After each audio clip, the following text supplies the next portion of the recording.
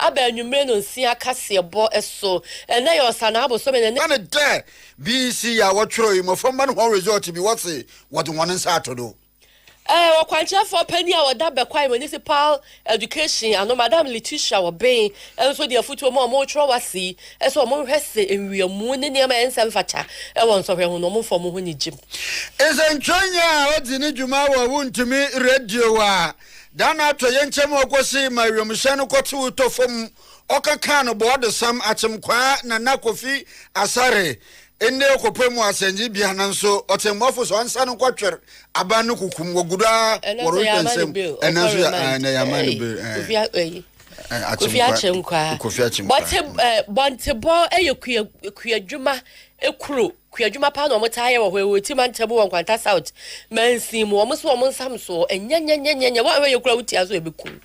osofo no hwe wumasua do na yere kase afi biara dwumaja wodi wode boachechefo abado no ene afi aye wo mu idi no wa pa hotam Dr. Brian Champon ya wo so wo gina no wa priest obetu frank ama MPP ama yokuo no wo so oho asi so tamfo sua wasa no wa chia ne pa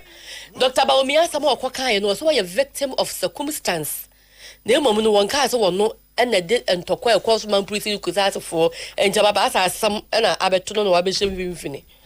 na busuma odiyirim no do otodo ebien ne by election akotia na nkrofi wore bere jemu a mebu na wo ho wose woze tita ne mu yagini ye paare mo panyina olutu fanka MPP amanyoku no and some no be we who don't so pa don't hear about and ye de ebe somo na ye kai we say bread of heaven the bidiano no e ma bohim for any mechiamo bread of heaven international ministries mechiamo we your bread of heaven ye your program ye e wo promise radio and bread of life program na me abi to din bread of life no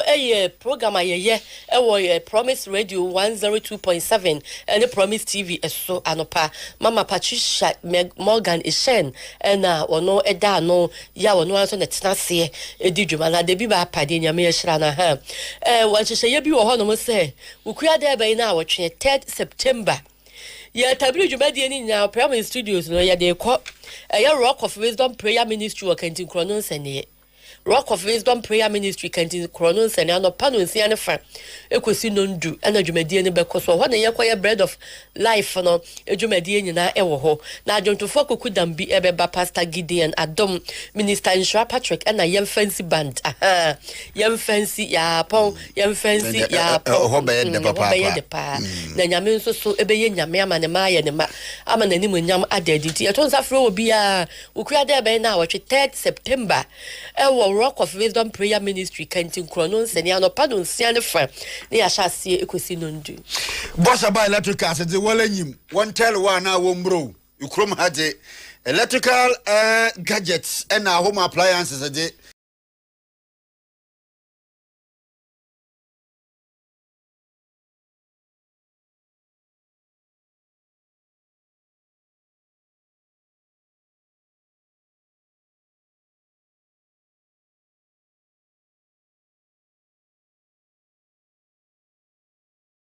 isi for pa wanji wan enyina ma honden bossa ba na fan de ebabo na ma oye enyika wo mu yi de fa na enyum wom light wom afi ebotum nso na eja charge wo phone na pen drive yi na ebotum li bia hye mempei na pa abade na boso de phone kura ya inde ya yereka se ekite 170 Ghana cedis mpa bossa ba hwan oye rechargeable fans and other products no anything rechargeable bia no bossa ba ko fa bia ba ebenye bi na ka won de wasanso wo fan bi wo hebotuma hanga ni nyina no etuma use wo fie e de ko office e de bani nyina bossa ba no wa ko fa ba edum bossa ba kejetia market yenyini je nyihwe edum bossa ba building ye wo prison run about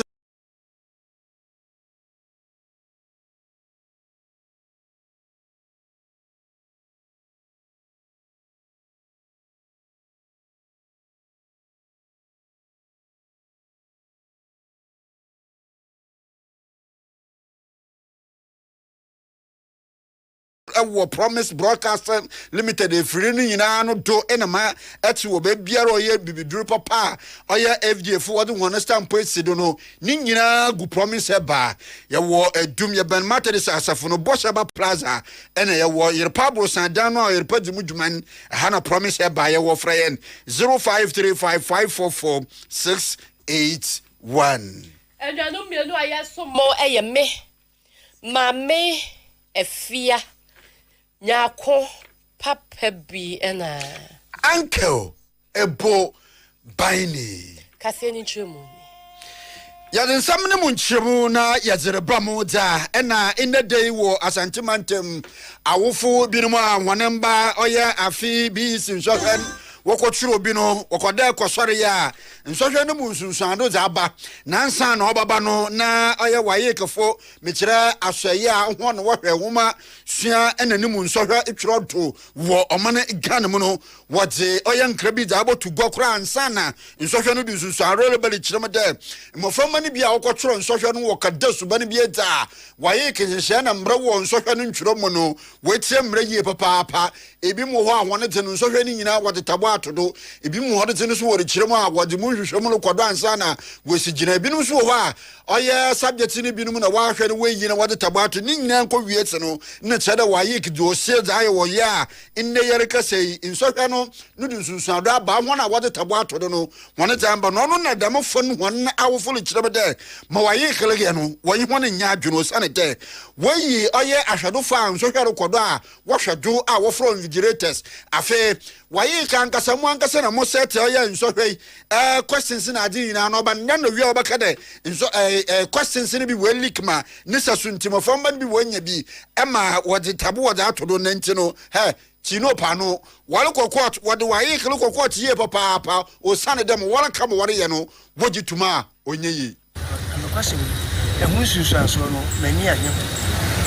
se oba tare o hwe oba every basic one akosi JHS 3 9 good years akole okura private school ni na kore akole na gigi mu bibia o mo ni sese de be ya akole be kinitwa na okọ school papa ne won kwala be se ni san na se nan me hwe obi bakura ka ho na ko ba ni se but I am se akora no oni de ya che no no kwatwere yim enti enye mukane sembo bosim ka bi na o se mukase bi a yesusu se akolenya apoa na bisa ni papi ho mo teacher ko dos teacher we subject we o fai method a o lecture akoda no se mass se die o fatafo o si buku obi a kimi e won methodology this my fan kola be se 30 100 na the same method na bia kire wo to solve that problem now we suspect say e ya po eno je enhwe yi nti bigi ho ya pi o kwesi unu no aye de ni a no hu ya e jojo eno enso problem eno so problem but in a long term but immediate akola se sia ye pe kwenye makola na kusku ano akwa nti enim sasa ye ba ma se bibi akwa bom ye twam ya na henefo na e de akwa no ya de eba nti wo ahwe oba na wini se wo kwatwere de wo sua na wo ye den wo kwatwere na so hu ehun sunsan so beba na afọ kokoba na e ba ya di twam na koka ebi obi ono no ni school ya nkwatwere no sa apo no na koka wo mu nyina na se koka ni ba foforo so a sa de ka foforo sa de abaye ade sa abrabo se mu oden pe na wo sa betwe sika foforo sa ma akora na san asate sa kwa kwatwere nti ya sa de how bebre ade beto awoso a ofo no enso so oh ene de sa sense afi bia ya se apa aba efiri he na eba enti ba bia efiri aba no e ho no wo so mo ye de wo mo hwe mo emma sa de na ye de le jaye sa afi bia ba ba ya se atira so hwe ye ya twa we mu ya e do ha be ti yesre sa ba no fa yo hwe won tu hwa na mo na fa so bia fa mre na twere na sa ko twere bia mu ya me ani mu e de na maye enti awofo binimu a hono bondwe gina ya wayek wesi wo wanamba nsohwe no dusunsu ada was wode won sa todwen ena ye hu odi nkoman ya demo kwanta south oti mantam emu bontebo eyekura akuyadwuma eno omoye wo hɔ ne mo mudu apa yekoku bayere banche ebro bodie enu nuane ahodro no mu chebo mo nsam so a omutimi fa so mo omutimi tu kwan chesa asaya se de woni hɔ de a ehu papa wa hɔ yekura na bebu wagum nti abo mo no baye na omo niema nyina kawira mu a niema enkoyi nti omo sre asa aban enye bibi mfa ho na maame ba ko efe na Margaret Mensa no kwa do ye midwife wose arehoa se e ba na pomdi mu nsemu a edi tichu se wo ba enyin se na so kwa wo so. This bridge is a big challenge. Even before I could cross right now, I was so scared. Not forgetting the community where we live in. As a midwife at the facility, at times when delivery comes, there are some cases which you have to refer because this we only give first aid in the first place. And there are cases which we need to refer. And here lies the case, the bridge they can't cross. So looking at the hours we will spend before we even transport the client to cross this bridge, the harm might have been done. So we will plead on the government to please come and do something to the bridge, come and do something about it. Because the last time the bridge got spoiled, some NGOs, they came and did something, but what they did, it was a shabby work. And that is why it wasn't even up to a year. And this bridge collapsed. And even we had to lose an innocent boy through this collapse of the bridge. So we will plead on the government to please come and do something about the bridge. Any ayatie midwife ya wono ewo bontbo ekuro no emu Margaret Mensa na Frank yabo ya assemblyman ewo ho no nso chemu se dru se omakotwa omo no baye pa begu no abehwe se de nuane pro na yesai isa zo muntimi fa bridge no so emfa nkwadwa man so na ahomete Tradition of PROMOTIONAL, a community, family community, where cocoa is produced, banana is produced, beer is produced, tomatoes, pepper, all the fresh produce are produced. Now the community has been cut off from all the neighboring communities. Wherever you have to go, you have to cross the bridge. And now, as a result of this traditional way, the community has been cut off from all the neighboring communities. This community, before you go to farm, you need to cross this bridge. Before you go to market, you need to cross this bridge. Now, today be market day where they can access Rwanda market to trade for trade and commerce. The cars that's supposed to transport people then cannot even enter the community again. They have to walk like 30 minutes to the community before they can load their players. As I'm speaking, the cars have been parked at Overbank, where the community have to walk about 25 to 30 minutes before they reach to where the cars are being parked. Now, this is what we are mobilized as a community youth to assess the people to be able to work, to cross. So we are begging as much as a matter of urgency. Honorable Frank Yabo no na ya assemblyman ewo ho na Eric Modom teacher ni ono so contractor no mo de contract man no de shodi work po shabo de was wo ye wanwie. I commit here to just because of the conflict. But the day the incident happened, the flood happened, I couldn't go to work. And before they start the bridge, we complained to them that what they are doing is covered. Because this river is bigger than the cover they are doing. And more so, how they are doing it, they did not even level the ground with concrete. They just built the pillars and put mud on it. So I told them personally that what they are doing, if it rains once, it will wash everything away. And as you can see, the bridge itself is cracking. The concrete is cracking. So how to commute from here to Kwanta is our main problem. Eric Modom oye cheche ni ewo bonti bokuru nim ewo Nkwata South mensimu oti manchamo bridge di enyame na se we enya bridge we dey my PM we dey enya bridge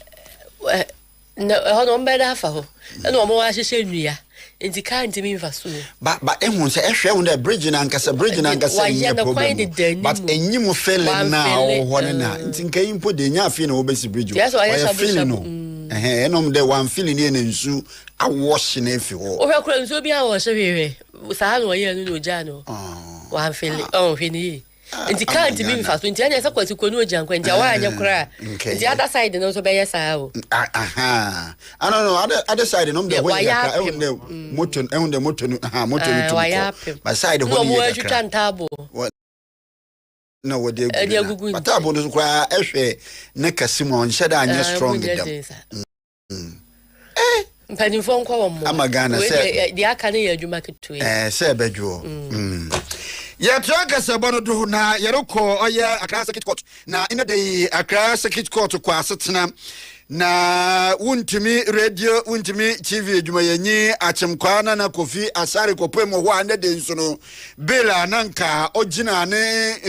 embranyim ne odutwa genoto nanka wa prama no ina de nso no court no yada wa manwanda makwanya no kura na abranche fi oye August busumi ne da otodu edu ebie na wokyere no ema okopemu wo court no oyada wa pra dan ko benya bail wada ma no nso beti de mabere wonyan na modina kopemu wo court ni de ada no wukuda bi busumi aye wo ne da otodu esia to ye nchema oto wo mana egana abakosam na bi nsi da oja reho bra Ghana na damfo a wo ho kana busuani ye papa no mi chere mi shino okoto fom no ana branche ka tina oya wuntumi kasa fridi no so o mampan mahama mo lokod no nyim hu bi pa ebusuafo wo so mu bi a onfa mahama eno nde echiri bam waka che ne de iya nkasa asemi yere hwehwem nyimpa madam asemi si nti sa we hu je oye na wongina do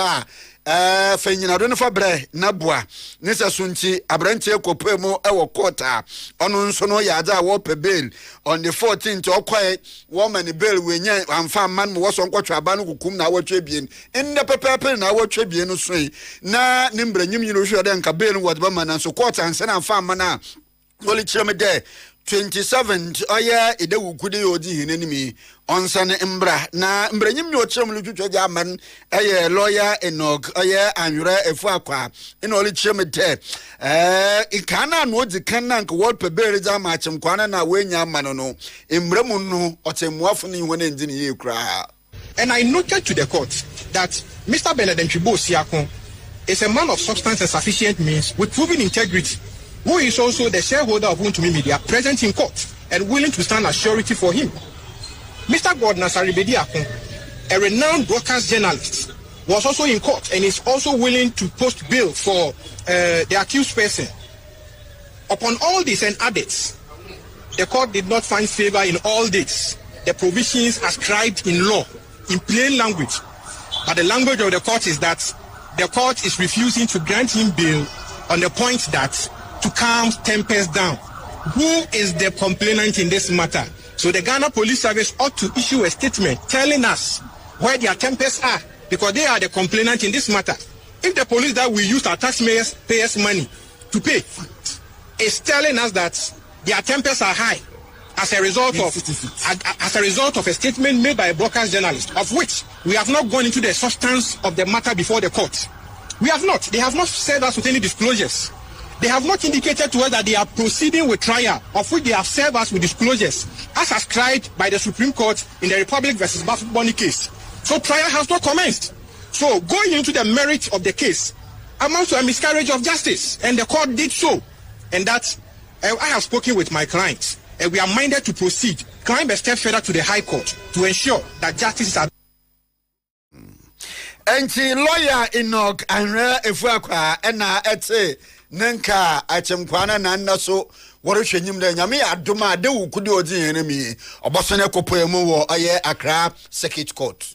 Ya demo kwa bekwai mensimu wasante mantamu na municipal director of education madam Letitia Obey wakwa probo ewo me ahodo motro wasi so hwani West African Secondary School Certificate Examination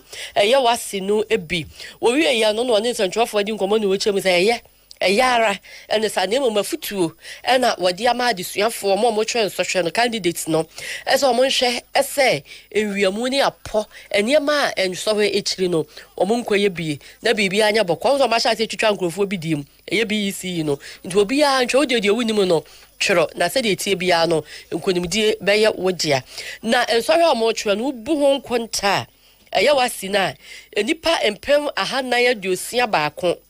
A hansia Adrianine 641,640 candidates. Yo mufi senior high and technical schools and natural wasi.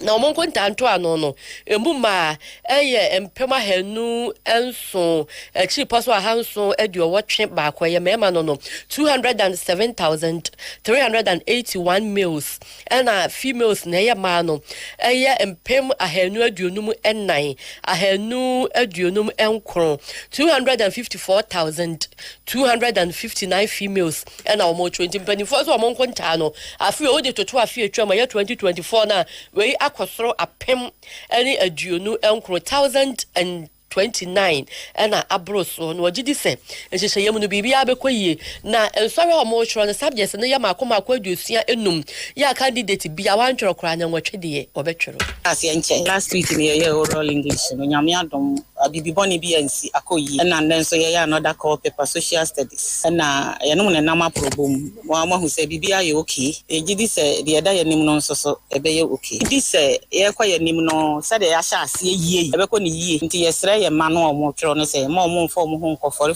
apono na ba na say no emwa wo na amwa wo so amwa so nti so mo twa ne ma no ho na de ye kire wo mo mfia emiensa wo mabedi ni he wo twero man ya me gidi se ebenya sunsanso papa say ye wo 5 absentees wo di entia emofra no ba akoyare na omo akaso ye gidi se wo matukwan because omo ni school mu nti omo amma ye nyinsan ni ha so far ye nyahu bi a wanyinsan nti ye gidi se ebeko ni se ya ama yesre se emofra no ma omo nyare omo hwe omo yi omo hwe ntontom na ewe omo no ede malaria beba enso hweda no na omo aye mere ogidi se wo yare a ompa duru ntem onko sigbe na ye ma na duru ntem na ontimi nya ahoden na da no ankasa na ye dwero nso hwe no otimi nya ahoden ede atro. Madam Letitia Obe wono na Bekwai Municipal education no oye director na Bekwai Municipal Chief Executive Mama Mpenia na musini wo Bekwai Honorable Salifu Isaka ono so de atodwa assembly ni de omo ye omo afam de bia so omo beboa ama ngomasu atumpon enti assembly ni common fund no schools adan ahodo ne niam e beboa ama ngomasu akonkan no omo beye me ba yi afa na school do no ade omo ahiasem etu yanim se wo hwe common funder afie ba ye no emu wo ha mo ntwetwe mu du e ko ngomasua ti ye hwe school adan titru sansa wo be ko nkro nkitu om bebre no ba bia amofra no tisua ade no enya ahomeka nkro nkitu mu nso no ha wo e wo ho ne se akyerɛkyerɛfo onye ba be pantena nti omo dodo no antena krom ho omo firi ba bi na da omo fa hyen ekro nim yie se emwa adekyerɛ ene adesua sansa e bia teacher ni wo be sore na afie na wo peka akɔ ba bi a wo kɔ kyerɛ ade wo koduru ya wo kyerɛ ade kakra no ana wo san peka ba wo kyemwa nti ba bi a anamo bi a wo se etu efa ba bi a teacher fo beti omo betena krom ho atena ba bi a school no wo no na bra no omo abɔ mpempen omo ahwɛ adekyerɛ ene adesua e ade a ye wo hawo e wo municipality mo ha na kakra ye betumi aye wo ya pen so bia e wo se ye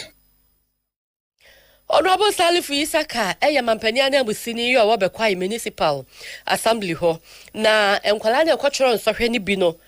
adena koyese yesi so answer kwakwa be yode ebisi ye ebi say as emu odi nti aye bibi o miss feelings bi say ba this year into the ban the Mr. Kasa so far so good. Yeah, banny dear, and send me no more car. So far so good. Yeah, ban say dear. Yeah, Koboko. Yes, and so and one you be meeting and say tea. Yeah, the massy. You'll be auntie and yeah, by Bia. Oh, who need the stone? Yes, and be up to come.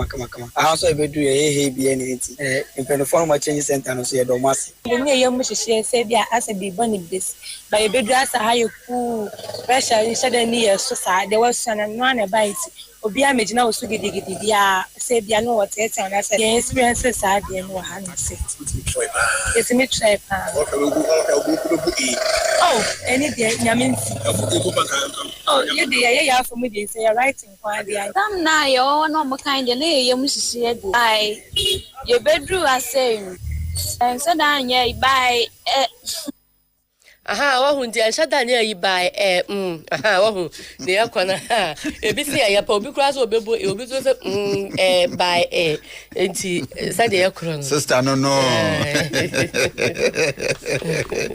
yeguda ya teka se bonum ye wa umashiem na onimnyamfo Haruna Idrisu ene de oyo so for no hwe umasiato na nda yerkase wadze ama nje gu kwanma aye afibiara dwumaja wodi wode bo achechefo hona abado wo man Ghana wa pa hotam ye papa na ni nyina worohwe etuhu ache ene ahofama achechefo wode bo modin di hone dwuma wo man Ghana mu onese sunchi ena ene de afibiara wode dwumaji ni shado ene de yerkase afidi mu no wa pa hotam no so afo ne olkasa nkrambupuni mantem wa bra dwumaji no kodo no ina olchiem de ehwe oman Ghana nimpuntu ene nkanko na nkodo wo nyimpa afoma yentumi nyi adesuam fim na adesuam so leka woda na chede achechefo so dimuntintima ye pa enti no hie de owode yeje oye hinenwoko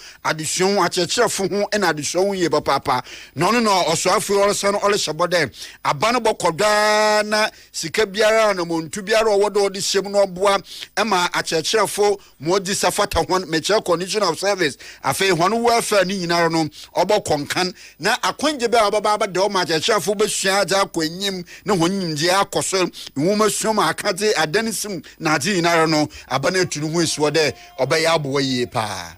always succeed without education. Central to the success of education is the teacher. Pivotal to the success of the provision of any quality education. Our theme for this year is elevating the status of teachers for quality education. Bringing the resources, the training, and the professional recognition we deserve. As part of President Mohammed's recent agenda, we made it clear that education remains a central pillar of our national development. A friend of mine was sharing this with me. Even if you want to fight galamsey successfully, you need an experienced miner. You need a teacher to teach that miner. If you have to have a construction of a modern school block, you need an engineer and an architect. That engineer and architect must be an educated person. You will need a teacher. If you want a medical doctor or a nurse to save a life, that medical doctor and that nurse needs a teacher. That is why I say we are central to the success of our educational provision. We are working to improve teacher welfare. And I'm happy to know that I've requested that GISO works in tandem with the teacher union for us to review how we can invest in a housing scheme.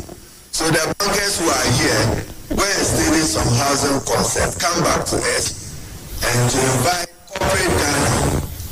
to take particular interest in sponsoring and supporting this initiative. Enti osofa anuna osho umesu do yimnyamfo Haruna Idrisu nenze na yetere ndey nka popuni mantem wabra adwumeja wozerebo achechefo wona abado afimu no ena wora pa hotem Promise 102.7 FM Promise TV. And I'm over here, Nabusa for year 2 and some of your room. I want my sumu a kakra. Yen yanim summer and a month, so I might say the amount for channel is any abasa. Every Dr. Brian a champon. Ya would you so be too frank, I'm a new patriotic party, MPP, Amanu Kuno. And some I saw she MPP for be no waka. Afa Dr. Mama du Bawumia ho. Ya wo chire mu sen sam na sade o mo kan bi na me ka chire mu. Ese wa ko share o de atudwa sen. Bawumia wo ya mamprisi ni nti ni kusa so to aba. Editi aye ne ne account ni kwan se ye de tumi no. E hye ne nsa biom. Sade nkrofo e keka no no. Wa ba bonten no obe chire mu se aso osuafo wasa na waye wachea ne pa waka asem bisa na nya sade o mo ka no pepepepe ase o ma yeyi bia firim na o makeka bia so ani and o mo de ka asem ato no so ne wo ka nyina ne se kusase ene mamprisi ntokwa no ya ekoso no ase Dr. Bawumia beye victim of circumstance na chesa aso obeto bibi mu a be wie ne bone ene se ofiri fa ne baako nti ya dan ya wotan wo hode be ma fa ne baako no entu abane ma ne sa na wo kan asem ne nemu no enya so de abusuaku sam ena eya amanwesam se ya na o kiremu wakasa Bawumia kra de nko sa fata na so sa ade we na ekoso no some people sa de tumi ne ma na ebe sa haje o nsem. I have not made any tribal comments, statements of any nature anywhere in this country. I have said that the data is obvious. There is the MPP problem and there's a candidate problem. And the candidate problem is unique and it's affected us. The MPP problem we may be able to overcome in 3 years. We need to see if we can overcome the candidate problem in 3 years. And if we cannot overcome the candidate problem within 3 years, then the decision is ours. This is something, a conversation that we have internally with party people. And when you have these conversations, they are not tribal comments. Indeed, the statements that I made were facts that I was sharing with party people. It is only those who want to do propaganda that are out to town on it. I have no problem at all with it. This is a political season. Things that are said clearly will be twisted, and I understand that is part of the game. Dr. Brian Champon, Ojina, so be to Frank, I'm a new patriotic party. Emabunu bia wo aya akotia abatu ne mposuo to wabra ye hwenyim de busum foforo aye besim no do otodo abien by election obokodo ho no nkrofo le ba chemu a Owura Solomon Kwame Asumedu ya ono dido na frano akotia Ken Solomon a olijiremti MPP amanyoku nu wo akotia abatu ne mposuo no ten wole jemede wode gita so nkolman ye papa mbebu ne chene papa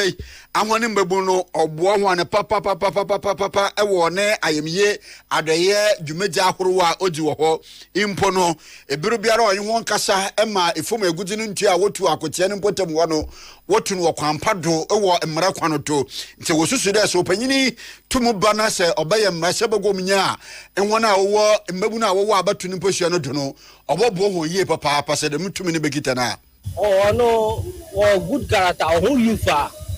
like you say who are on twino who to say bia we honorable inti or twino who afro one they are like who are or free youth together advice here or promise here near my bebre inti ye gidi say oba obeye bibia yes we for any bitch oh so far so good dey me say as a word momo the message may be your more. I say the other side. But those like you has no area no. You may have mining. And they have to say. Na jawe we say akotia four side now no you wood floor no so no. Fit it you mo so mo yaro no. It is say we as a oba in some ways no betimi abom adwuma no ya fa ekwan papa so aya say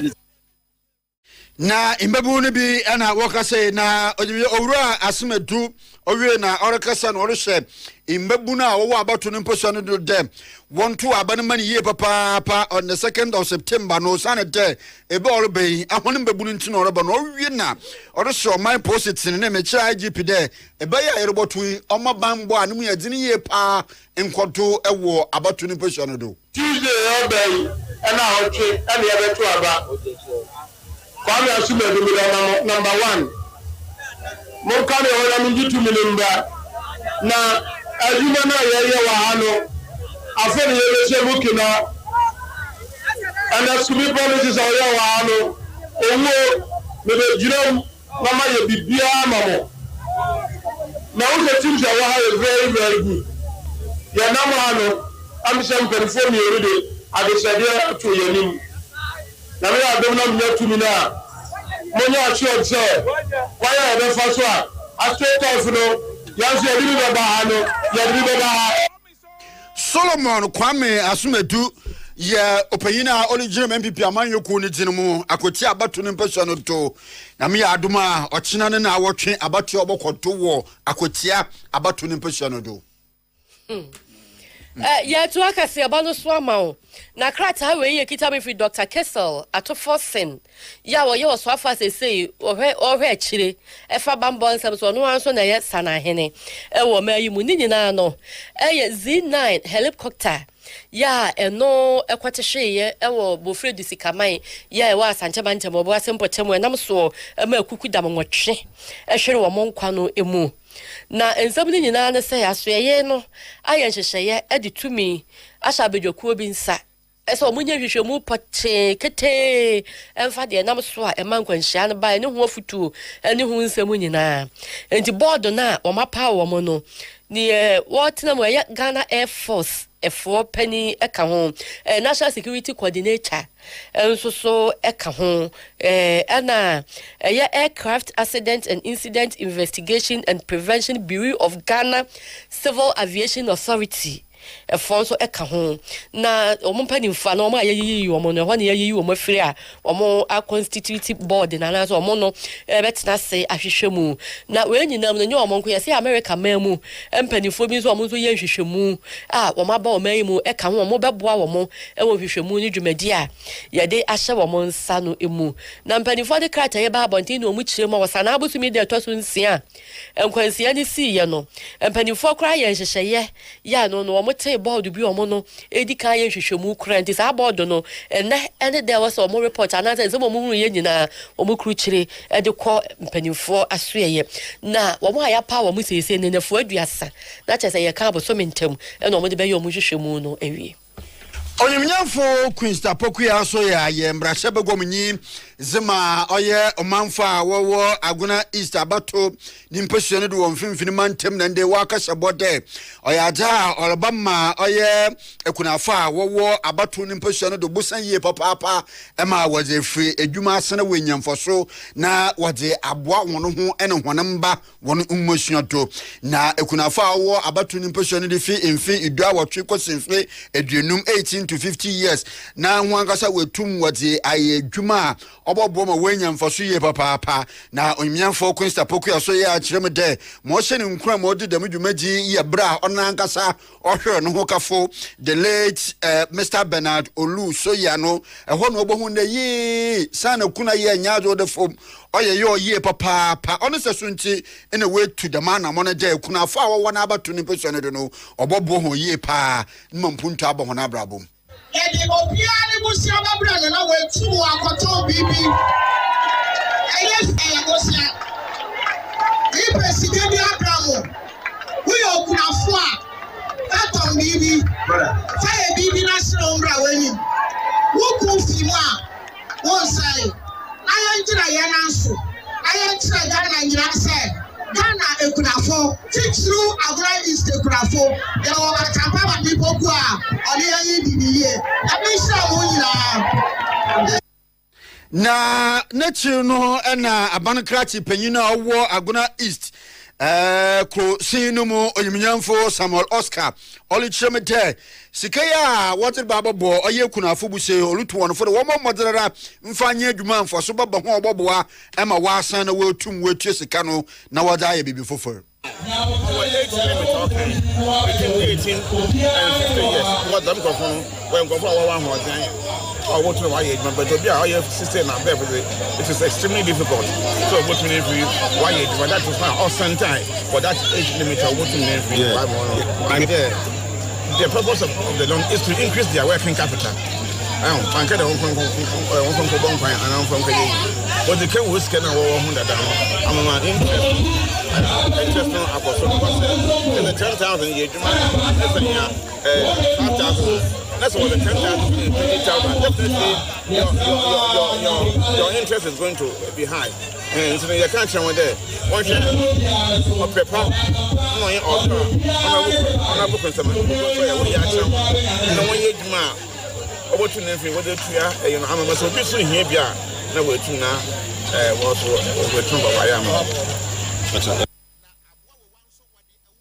Na kwa mun ena kunafo a da mo bosere kwa ma hwan wole chemete obobo onye pa na wole dem na sebegom na ase papa Oso bia on kasa English on kasa MP obia de look name obianga from the adepa so yoko kwa about bia no oye about bia no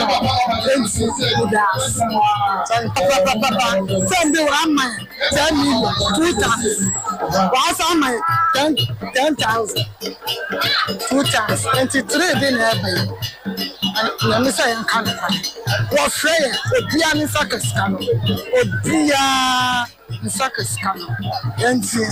na madam de na me shwa no enya no kase ambu se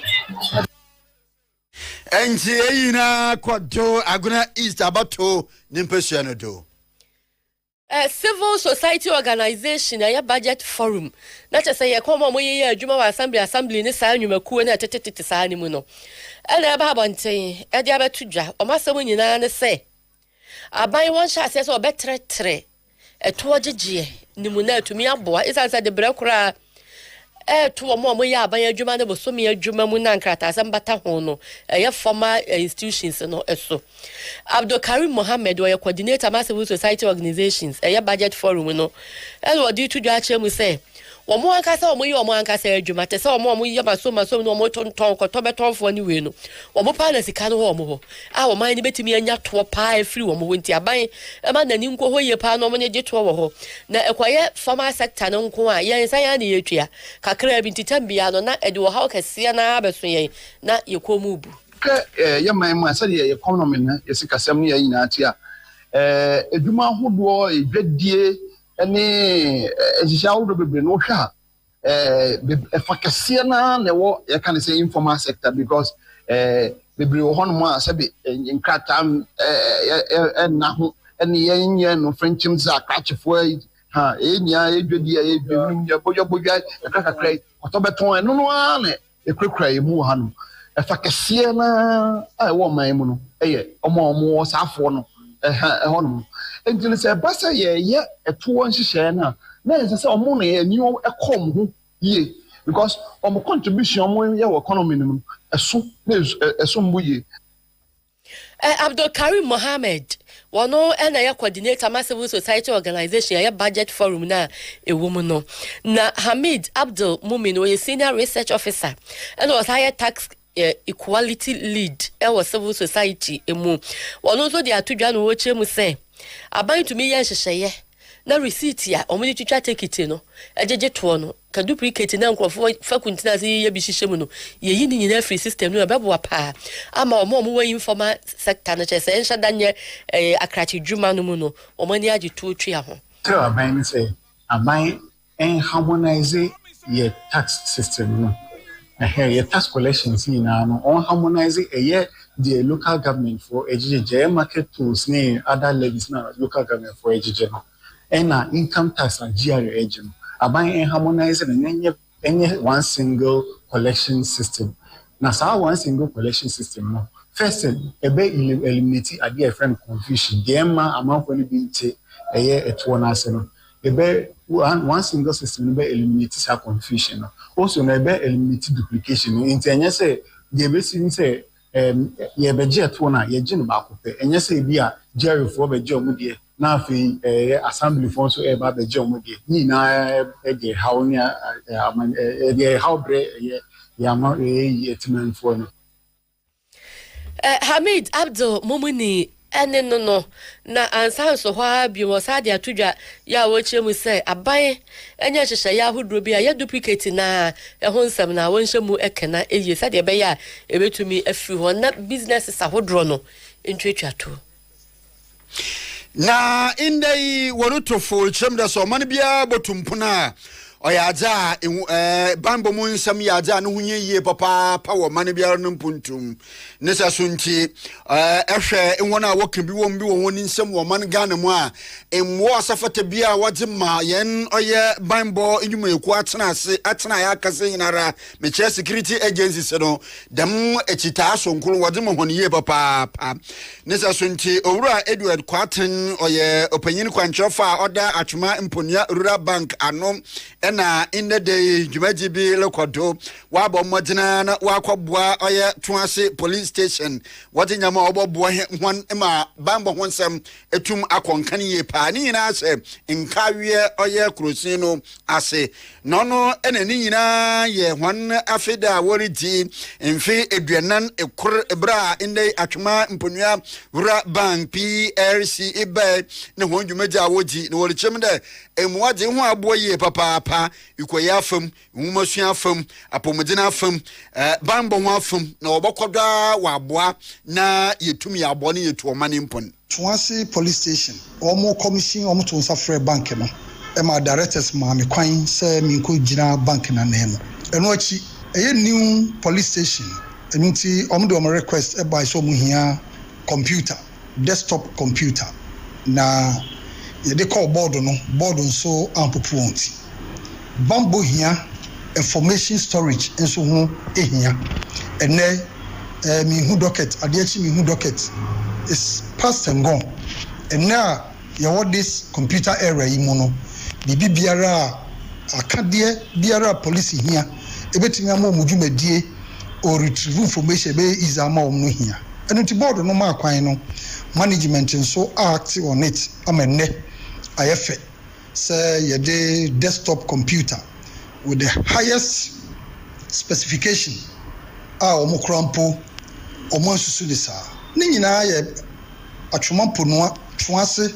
ene ne enclaves ni nyina mu bambo sebe ya ebemu asumdwie atena ama yensu yadwuma akototi eno ti ne atwomampo no rural bank as part of our corporate social responsibility no yegina so de sa laptop desktop computer no ekoma twase police station anti ebra jumeti no kwato no Chief Superintendent Aya Silvanus Damelda Aya Nkawie District Police Commander Oji Aya laptop wi na order see pada wa babre pamu papa po Sunday wo hia wajabo honi jumeti the regional commander the divisional commander and on my own behalf as the district commander and my deputies we want to thank you very much for this honor done to us. It has come at the right time and we are very, very much appreciative of what you have done and we shall put it into good use. Thank you very much. Thank you, sir. Thank you. Entini nyina ye atwamponia Rura bank mboa wode kwoboa oye toase police atena en ho nsamanyi NDC aban e won hyehyeye se obeboa manuane abu Ghana na abrekro no anso yetimi adibi ho dwa ye feed Ghana program anumu na nkokwa nketenkete policy no ehye na sade beye na omototo ho niama ombeye no matumi aye ne yenti no so afo be de kira wo hweku adwuma ensam so honorable John Dumalu wako aprobo ya eye adwuma aprobo ensra bebi obro mantamu a wone poultry farmers ni ku adwuma ho adwuma yefo bi akodi nkomo ahwe sede niema ekoro ene omuku adwuma no niema eko ewom na enum no doma ahinkuru na wone mpanifo di nkomo no de atodwa echemu se wako apro na wo hu se poultry fees eye nuane a ye de mankokwa no ne bo de pa ndi wahabo ezo mbe ye o mafamu de bia sa aban be so ano ebi e de aboa o meba ne sa kwa be mankokwa bo eso ate abrekwa no azu nkosua etimi bebusu na bi pro no so no o mahu kwan papa o de be fa so o hwe feed Ghana program now another feed Ghana program here one kitten of course is dealing with the poultry industry now a lot of issues are with the poultry industry now o hwe Ghana poultry industry hana doma himpo is I'll call it the egg city kosiako sabi of Ghana industry and so it was important say in there come and see first hand farmers know what they are going through na hwe say need to me abom number 1 to increase capacity, number 2 to be able to find market for them those who can't find market, and number 3 to be able to help them to be able to expand. Honorable John Dumelo was Deputy Minister, Food and Agriculture Ministry. Na Doma West District Chief Executive yesterday Azoba Awuni. And now what was a good get policy and Shaya by the bay. A bebwapa titu a form we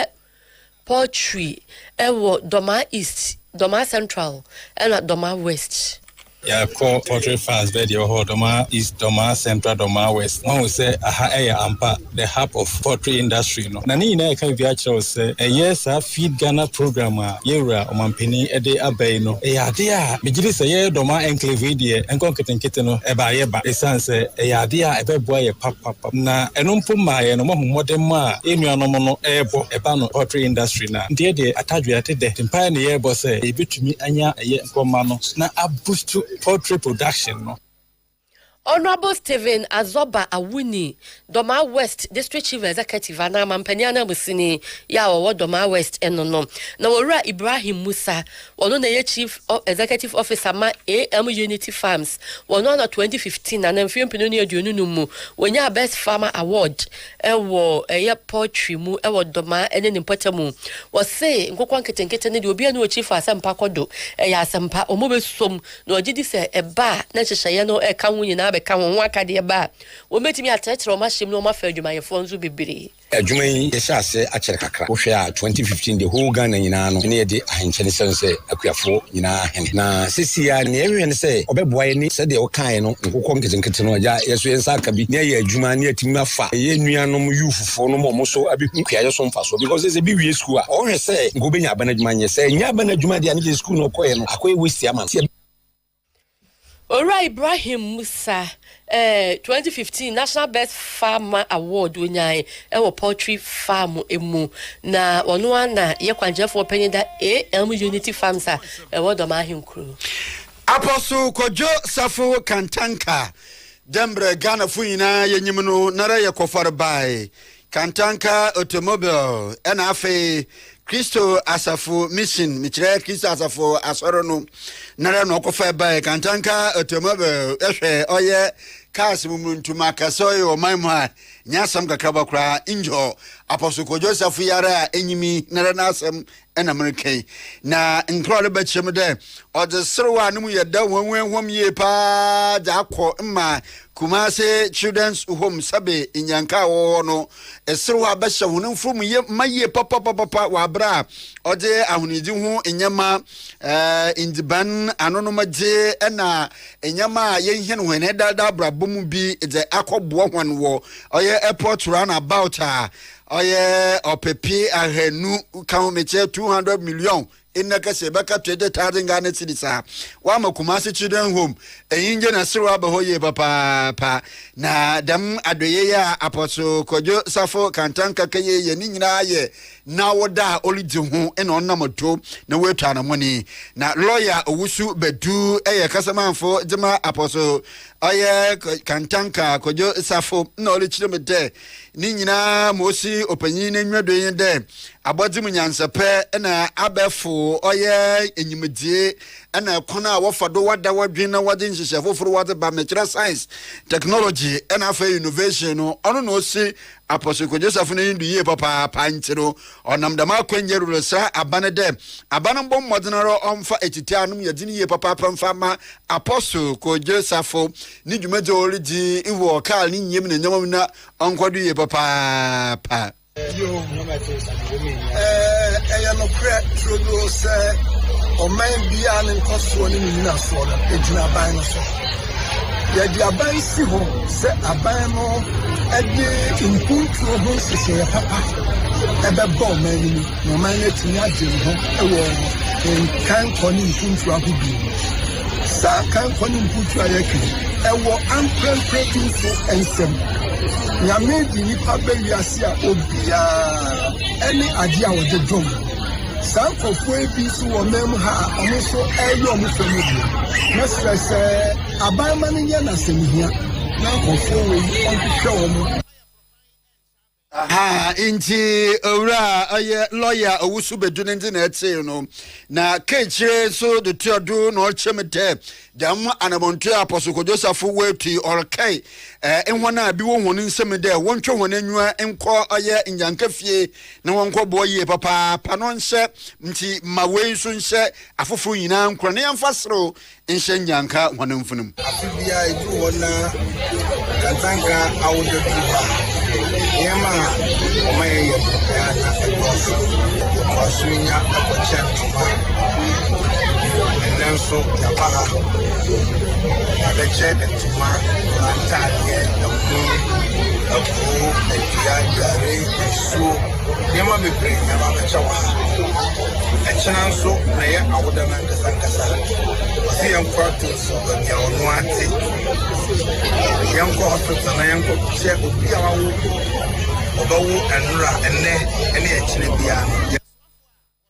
Nekwa kremu no na owura ye mebela mponsa oyake take Kumasi Children's Home oli chire mu gina woni dim da yo ma Apostle Joseph abe ya oyaja oli de na asiye papa poro nsori mani nyina de wa ba bobo hwan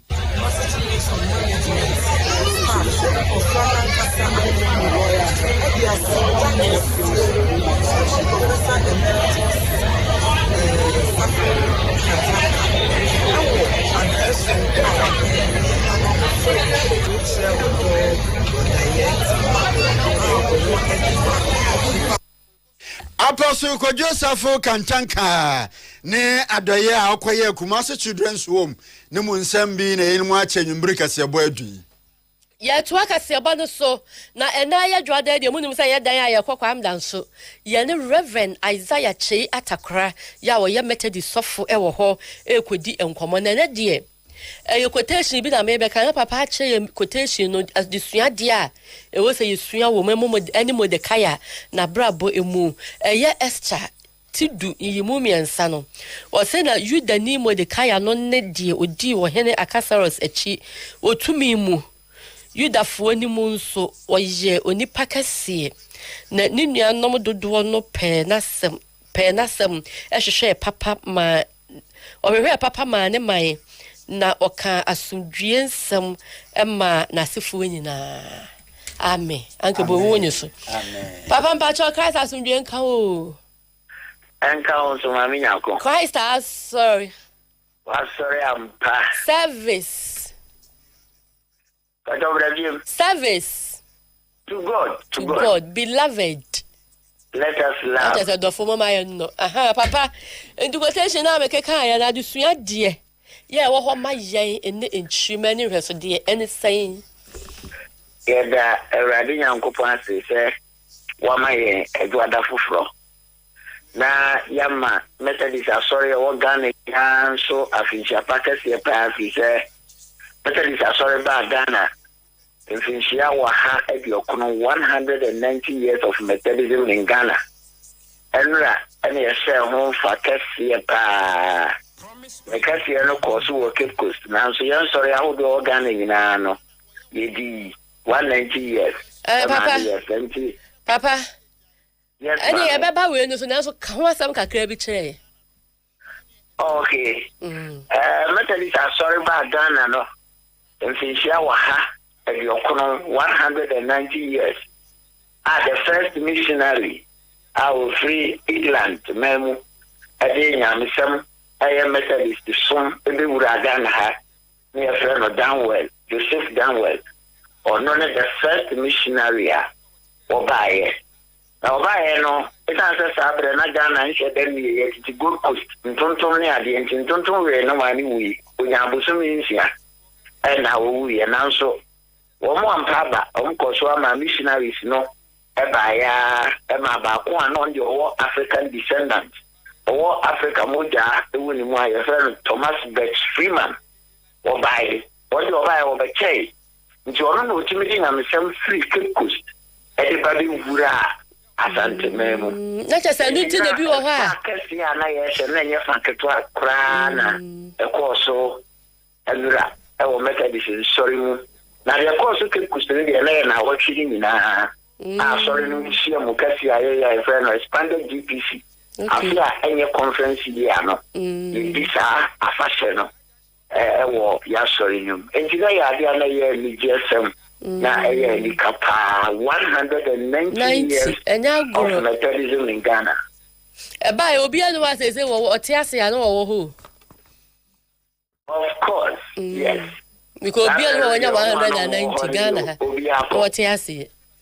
Yes, we are go. Papa na che say ntina Methodist aso bi wa na ya twe bi a Freeman Methodist. Freeman Methodist say they don't to a Freeman na ni di ya dia to so Thomas Birch Freeman. Yes. And it's also Kumasi Mpaya Freeman Center. Yes, Center of Training. Because I was talking about anyway. So I'm right about that. I share anymore, yes. I just said Thomas Birch Freeman. And I had this I know at home. And they say, a man may have this young sword. Mordecai. Na, ye can't Mordecai. Nipa Bakwa, Nadia or ye. Shimming crying, there were tracing me pa. Yes, Papa, I friend of Mordecai. Yes, our woman, what if we do memo about Persia? Now, all banner, what the new about here, your friend of Esther, a canoe, and a no buyer. Sabaya Esther, no, ye a janka. Now, so Mordecai, as she said, Papa, every man. Bra na ye pe ohema ewo Persia mani mu no ore ka ye fa na ko e ba na djuma no be ye no so e gateman e wa yimfie ba o ti news no say Queen Vasti e di se huna ma yetu na de so enti ohene pe ohema foforo no obo ne ba na se ne wo fa si STI amane obi an ko be ka so wo nyame ba ntinya dia mehwehwe yidi de amano nanso woma Esther ehu itinyano enti obo Esther mane e ma ne fa kwan bia obefa so akyerechene no a e ma Esther sakoka ahindie no enu achire no o mai ni na ju mai ma no makodi Persia nkwaso mu ni nyina nso obanyi bia ne frɛ no Haman Esai wo so so be tori wo ma se o be siju fu ni na se sa sam nan so Mordecai ti ya no wantena so o hwehwe se obinya asumdue ade ama jufo enti Esther woman ni na no chapter 10 na wo kan ye no only 3 verses. Esther chapter 10 only 3 verses and 3 verses ni na sa papa ye friend of Mordecai na ho asem na verse 3 no na odi wi book ni nyina no e no ka se sa papa ye friend of Mordecai na o ye second in command sa bre no e wo ohene Ahasuerus adreso unya ni munya pi e wo ni nkrofo ni mu na ne manfo ne do no if we say o hwehwe papa e de man manfo Dia no me die nyina ye di tue hofo afri Mordecai ho ene se ma ye hwehwe ye nko aye yie yo ye ma afoforo die bi so enhia ye ye busuamu ye nuanom ye wofa asefo ye mantamu ye kuruma ye tie bi biara ye wo no ye ma afoforo so yie yo ehu enhia ye Mordecai ni ho but nei untimi mo ohima Esther din enka Esther abakosem wo breko a ummo ne wo fa Mordecai din ewu. The story will never be complete. Without Mordecai there is no Esther. Enti yen susu ya bre so yenye Mordecai bi ema nkrofo yenye Mordecai bi ema Esther bi bebi a ye adwuma yenye Mordecai bi ema Esther bi ewo ye busuamu Yanya Mordecai bi ema Esther bi wo ye bro no ayete so. Yanya Mordecai bi ema nipa biara ye ne no ebesia. Edi wo sha o mo crown ni book ni nyina no. Chapter 10 no me di ye Yanya Mordecai anka ema Esther ma ni mu da. Because there are only 3 verses. And 3 verses ni nyina no ka sa papa Mordecai. No ho asem. Edi ya mo modern. Say ya bri so. you better write good names. I won't go for a woman. Position via Panyano, and yet by accident. Engine and Yamadu will be a Sabian. Oh, Papa. Aha, etekwa kakranti eti o checheni. When the car got tonight, that was his. When Naponia and Murahin Chiro said the Debiana, Ebianca, Estabura, but Obama didn't have Murahin Chiro. But the car here, not in the gate, not. After I say, we are no access to the palace frequently. On time, quite in feeling. Oh, this security. But what she says, Esther me, and Murahin Chiro. And here we are, Memon also. I get to get to be an young one for moment in the Papa, and your cousin, my uncle and child, quite soon, Chama. I don't know. To my Esther Chacoyan and what by boom. Or non so, and then young cat Esther, someone, young some of the kind thing, and that's our story, no, and you're complete. The cat Esther couldn't be the fuckers here, no, you can't Esther any young shot, the fuckers here, no, area with the kite. So for ya that's a pa obi obeti e obi a so so wo kira na dia wo twara obenya e nyame nsho amen o nsira wonso ya chia ma me doctor so for ma me doctor I was for Reverend Isaiah Chi Atakra okokwa mna so Methodist aso na ye sofo e wo ho na ye ne na di nkomonti no ano no wa mo bi antwa nkwa so ntwa ma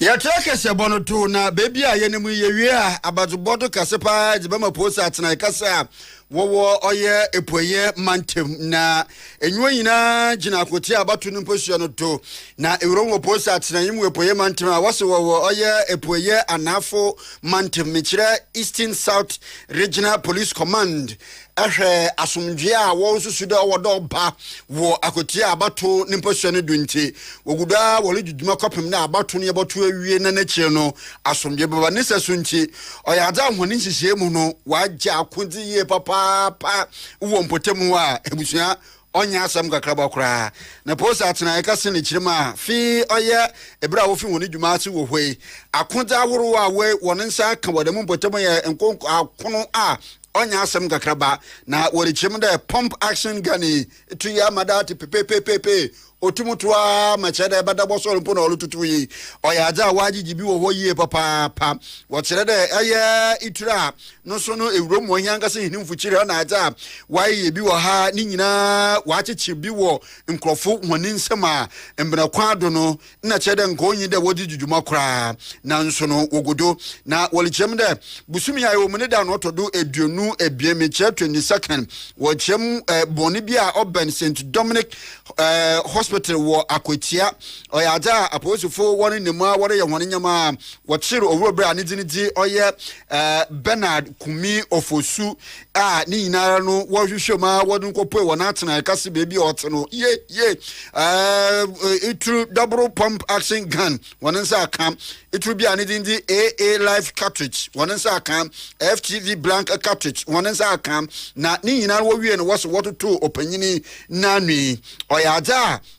ngoli chemde oji tumde ampa itru na wa wonsa kani nyina oye nankasa ne za oji oye tumukrata meche license a odi to demutru no oda chire police fen na police fu woli chemde oye aja njo oji license da che na nso no oda ho atwuru kokuma wolu kwa akohwehwemde ampa license na oji abechire no